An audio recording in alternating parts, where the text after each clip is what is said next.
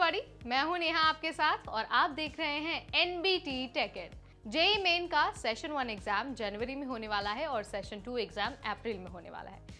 ऐसे में स्टूडेंट्स के पास सेशन 1 के लिए ज्यादा टाइम नहीं रह गया है। अगर आपने तैयारी शुरू कर दी है तो वेल एंड गुड, लेकिन अगर आपने तैयारी शुरू अभी नहीं की है तो अब आपके पास ज्यादा टाइम नहीं है। जरूरत है आपको एक बेहतरीन स्ट्रैटेजी के साथ अपनी तैयारी को शुरू करने की। ठीक है, वो स्ट्रैटेजी कौन कौन सी हो सकती है, कौन कौन से पॉइंट्स के साथ आपको तैयारी करनी है, ये चीजें आज इस वीडियो के जरिए मैं आपको बताने वाली हूँ। बस आपको वीडियो एंड तक देखना है ताकि हर पॉइंट के साथ आपकी तैयारी और मजबूत हो जाए।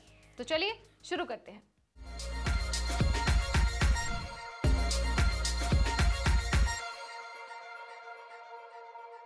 अगर हम जेई मेंस की तैयारी की स्ट्रेटेजी बना रहे हैं तो सबसे पहले ये जरूरी है कि आपको पूरे सिलेबस की जानकारी हो। यानी कि आपको पता होना चाहिए कि यार एग्जाम में क्या क्या पूछा जाने वाला है, किस चैप्टर से कौन कौन से सवाल आ सकते हैं, और साथ में आपको ये भी पता होना चाहिए कि सिलेबस के अकॉर्डिंग कौन कौन सी बुक्स आपके पास होनी चाहिए। तैयारी का ये सबसे पहला पॉइंट है। आपको क्या करना है, सिलेबस का एक प्रिंट आउट अपने पास रख लेना है और साथ ही आपको वो सारी किताबें भी अपने पास रख लेनी है जो आपके एग्जाम से पूरी तरह से रिलेटेड है। ठीक है, सिलेबस के बाद बारी आती है टाइम टेबल बनाने की। ठीक है, टाइम टेबल बनाने के लिए आपको अपनी तैयारी को हर स्लॉट के अनुसार डिवाइड करना होगा। यानी कि फर्स्ट स्लॉट में आपको फिजिक्स को टाइम देना है, सेकंड स्लॉट में आपको केमिस्ट्री पढ़ना है, थर्ड स्लॉट में आपको मैथ्स पढ़ना है। आपको ऐसे अपना टाइम डिवाइड करना है। ठीक है, अगर आप ऐसे टाइम टेबल बनाते हैं तो एक तो आपका सिलेबस कवर होगा, ऊपर से विद इन द टाइम आपका जितना भी पोर्शन है वो सारी चीजें कवर हो जाएंगी। तो इसीलिए सिलेबस के बाद टाइम टेबल बहुत बहुत ज्यादा जरूरी है। लेकिन आपको ये भी ध्यान रखना है कि आपने टाइम टेबल तो बना दिया, लेकिन उसे सिर्फ बना के चिपका नहीं देना। आपको हर दिन उस टाइम टेबल के अकॉर्डिंग तैयारी करनी है, उसको टू द पॉइंट फॉलो भी करना है। ठीक है, टाइम टेबल के बाद बारी आती है वर्क ऑन वीक एरियाज। यानी कि आपने सिलेबस अपना चिपका लिया, बुक्स खरीद ली, टाइम टेबल भी बना दिया, लेकिन टाइम टेबल बनाने के बाद आपको हर सब्जेक्ट को तो टाइम देना ही है, लेकिन साथ ही आपको ये भी पहचान करनी है कि कौन सा एरिया आपका वीक है।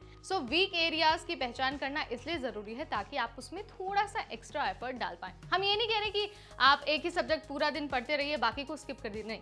आपको अपने सभी सब्जेक्ट्स को बराबर टाइम देना है, लेकिन जो आपके वीक एरियाज है उनमें थोड़ा सा ज्यादा एफर्ट डालना है। ठीक है, अगर आप ऐसा करते हैं तो ऐसे में क्या होगा, आपका जो वीक एरिया है वो तो स्ट्रांग होगा ही, साथ ही जो दूसरी चीजों की तैयारी है वो भी नहीं छूटेगी। ठीक है, सिलेबस आपको सबसे पहले रखना है, देन उसके बाद टाइम टेबल बनाना है और अपने सारे स्लॉट्स को डिवाइड करना है, और थर्ड आपको करना है कि वीक एरियाज पर फोकस करना है।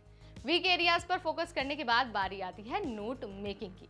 यानी कि आप जब हर दिन पढ़ रहे हो तो आप साथ साथ में नोट भी बनाते रहें, क्योंकि अगर आप नोट नहीं बनाएंगे तो क्या होगा, आप एक चीज पढ़ेंगे आपको याद हो जाएगी, लेकिन अगर अगले दिन आप दूसरी चीज पढ़ेंगे तो आप शायद पिछला वाला भूल जाए।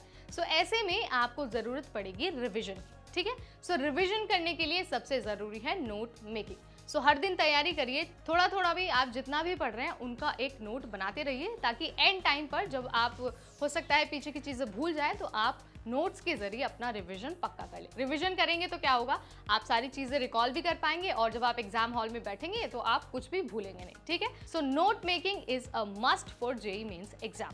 ठीक है, अब नोट मेकिंग की भी बात हो गई, अब बात करते हैं last but not the least mock test paper या फिर लास्ट ईयर के पेपर की। ठीक है, आपने पढ़ाई कर ली, आपने सिलेबस रख लिया, टाइम टेबल बना लिया, वीक एरियाज पर भी फोकस कर लिया, हर चीज को पढ़ लिया, सारे टॉपिक्स को पढ़ लिया। ठीक है, आपने नोट्स के जरिए रिवीजन भी कर लिया। ठीक है, तो यहाँ तक तो आपकी जेईई मेन की तैयारी पूरी हो गई, लेकिन आपने जो चीजें पढ़ी आप उसको प्रैक्टिकली एग्जाम हॉल में कैसे अप्लाई कर पाएंगे, इसका टेस्ट होना भी उतना ही जरूरी है। इसके लिए आप क्या कर सकते हैं, आप तैयारी के बाद या तो आप मॉक टेस्ट लगा सकते हैं, या फिर आप चाहें तो आप लास्ट ईयर के जो क्वेश्चन पेपर्स हैं उनको भी सॉल्व कर सकते हैं। अगर आप ऐसा करते हैं तो सबसे पहले तो आपको ये पता चल जाएगा कि किस तरह के क्वेश्चंस पूछे जा रहे हैं, और दूसरा एग्जाम हॉल का जो प्रेशर है वो झेलने का भी आपको थोड़ा सा आइडिया हो जाएगा कि जब पेपर आपके सामने आएगा तो आपको उससे कैसे डील करना है। ठीक है, एंड में आपको मॉक टेस्ट या फिर लास्ट ईयर के क्वेश्चन पेपर्स का यूज करना बहुत बहुत जरूरी है। ठीक है, ये 5 पॉइंट्स ऐसे हैं जिनकी मदद से अगर आप अपनी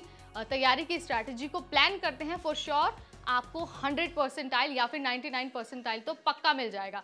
जनवरी में सेशन 1 का एग्जाम है, ज्यादा टाइम नहीं है, आप अभी से आज से ही लग जाइए और इन सारी चीजों के साथ अपनी तैयारी को शुरू कर दीजिए।